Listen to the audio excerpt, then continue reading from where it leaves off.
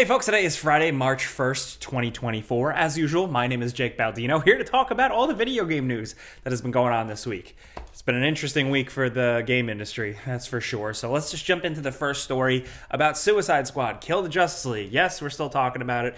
It is interesting. This is a follow-up from a story we reported on last week. It squeaked in at the end where Warner Brothers did respond to the, reception of Suicide Squad. If you did miss that news, to catch you up, one of their chief officers, like one of the heads of Warner Brothers Interactive during a fiscal call, did say that the game, quote unquote, has fallen short of our expectations and it's going to be a tough year over year for their games business. But along with that, now we do have Rocksteady putting out a statement acknowledging that a patch that was expected to come to bring a bunch of bug fixes and player requests and tweaks is being delayed, specifically so they can work on getting the game ready and getting the content ready for the Season 1 drop. That's the content update with new levels and the Joker as a playable character. So they're prioritizing that, getting that out to people. That is the first season drop of 4 planned seasons. But that is coming into question. A lot of people are wondering whether or not it will get to that point with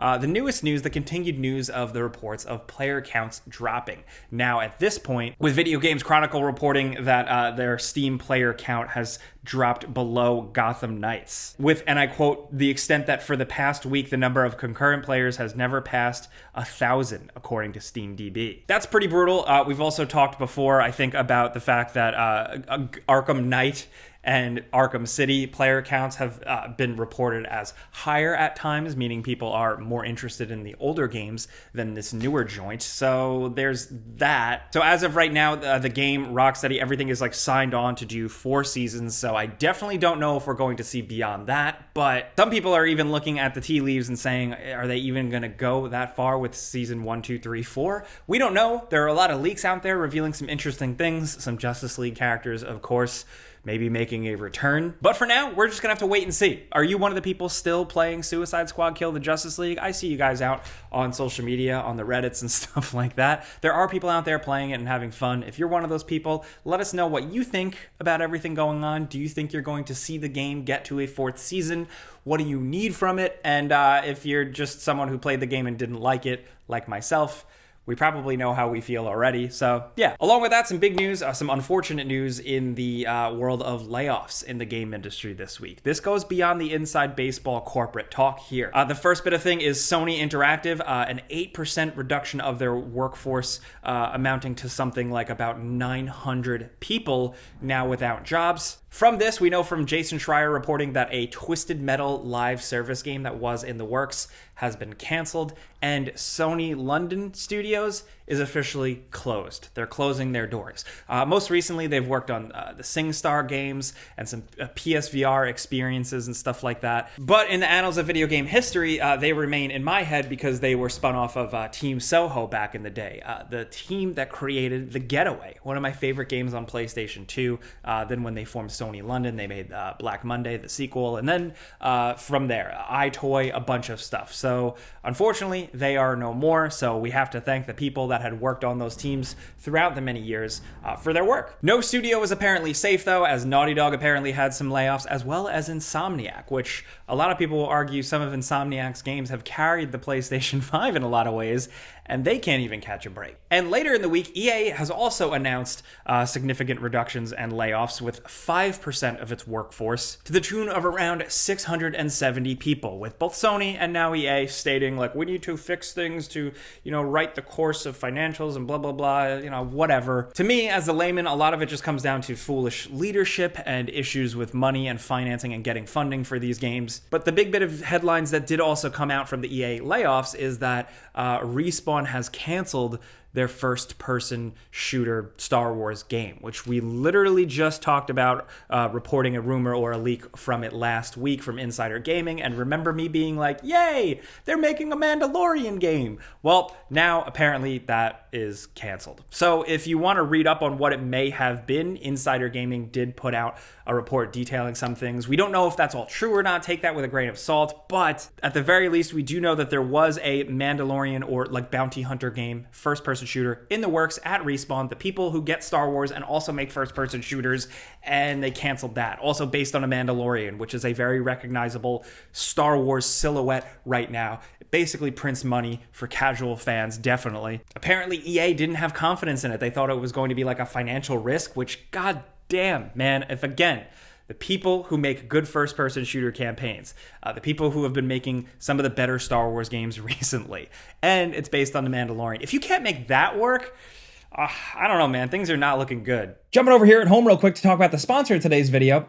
it's Raycon. We've been talking about Raycon on the Friday show for a long time now, specifically because they provide good quality wireless earbuds and other tech at about half the price of some of the premium big name brands. Raycon has expanded their suite of products, check it out, but the biggest thing still their go-to is the everyday earbuds. I've had the same pair forever I've been rocking just because they've lasted and they work. Look, they slip in nice and sleek. They're not too like flashy or crazy, but they also don't fall out of your ear, which is nice. I usually rock these during work calls, so it doesn't look like I'm wearing big headphones. They have 8 hours of playtime with a total 32-hour battery life, thanks to the little carrying case, which is my favorite because it's so small. It's one of the smallest. It slips right in your pocket. And then besides the comfort factor, they really just cover all the features. They pair up with Bluetooth, nice and easy. It has a mic. You can take calls on it. They have 3 customizable sound profiles and awareness mode and noise isolation if you want that. They make great gifts. I always keep an extra one in my bag just in case. There's a reason why these things have tens of thousands of 5-star reviews. If you want to check it out, all you gotta do is click the link in the description box down below or head to buyraycon.com/gameranx to get 20% off your Raycon purchase plus free shipping. That's a good hookup. Again, that's buyraycon.com/gameranx for 20% off. And big thanks to Raycon for sponsoring this video. I'm usually Mr. Positive, but there's been a lot of talks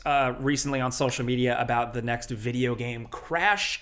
The analysts and smarter people I follow don't think it is going to be a crash per se, but it is just a brutal period of the big corporations tightening their belts. Some good news to come from this is that some studios are free of the shackles of their big corporate overlords. Saber Interactive is reportedly going privately owned to the tune of like a $500 million deal. Saber Interactive has been around forever at this point, whether it being like a support studio supporting some big massive title releases with some development behind the scenes, or just launching their own things completely, like the World War Z shooter, SnowRunner more recently, a bunch of stuff. Now they're out on their own, and hopefully they continue to work on games. Along with that, Toys for Bob, the company that has also been around for a while, making stuff like Skylanders.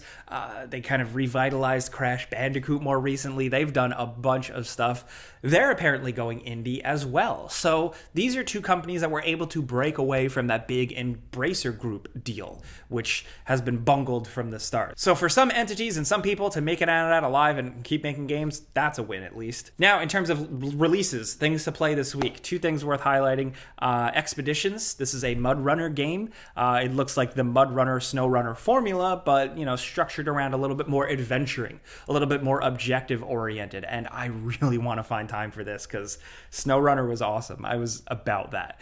Also, I mean, the biggest elephant in the room, of course, is Final Fantasy VII Rebirth. People have been absolutely loving it. It dropped yesterday. The reviews have been great. I didn't cover this one, unfortunately. I was working on some other games. So Eric and Falcon did the Before You Buy. I can't wait to find time to play this. Honestly, I just last night was like rewatching Final Fantasy VII Remake cutscenes to get caught up. Ooh, I'll finish it eventually. Maybe I'll talk about it on my channel if you want to check that out. But for now, good luck, have fun. Also, a new game trailer that dropped this week that was interesting. The announcement of Terminator Survivors. Yep. Terminator, the franchise, has done many types of games at this point now, a first-person shooter, an RTS in more recent years, and now it's getting a survival game. As of right now, we know it's going to release in early access in October 24th, and all we got is this flashy pre-rendered trailer that just kind of reminds me of a lot of survival games. I'm going to talk smack for a second, but like we get this really cool pre-rendered trailer, and then the survival game actually just amounts to being a crappy looking game where you're punching rocks. I'm kidding. I'm sorry, survival game fans. I get it, why they're good. I'm curious to see how the Terminator formula will apply to this, because apparently this is going to take place pretty soon after Judgment Day, with you just being like a scrappy survivor trying to dig yourself out from the rubble. A cool idea, sure, yeah, but I just want to play like a third-person action shooter game where I play as a Terminator. But hey, you know what? maybe one day. Also something really cool, possibly, now take this with a grain of salt because this is just from some eyewitness accounts. Nier has been kind of going on tour. There's been like an orchestra concert thing that Square Enix have been putting on throughout the world. I really wanted to get tickets. I did go to a Metal Gear Solid one. I've always wanted to go to a Zelda one. These are great experiences. Highly recommend them. So for some of the people that got to hear Nier's incredible, haunting, beautiful score in person, apparently at some of these events, creator of the game, Yoko Taro, came out and kind of teased another Nier, a Nier 3, with a lot of reports suggesting that he took to the stage thanking fans, thanking Square Enix, talking about things, with images behind him flashing repent, the word repent, but with the E replaced with the 3, suggesting to some people maybe a third Nier game. We don't know for sure. That's a fun way to tease it, and I wouldn't put it past Yoko Taro for sure. And I'm really excited to see where that goes. I only played Nier Automata, but I absolutely loved it. So we'll see what happens. We'll keep you guys updated. But have you guys been following the Helldivers situation? This has been really funny. I know the developers have been suffering from their own success, of course,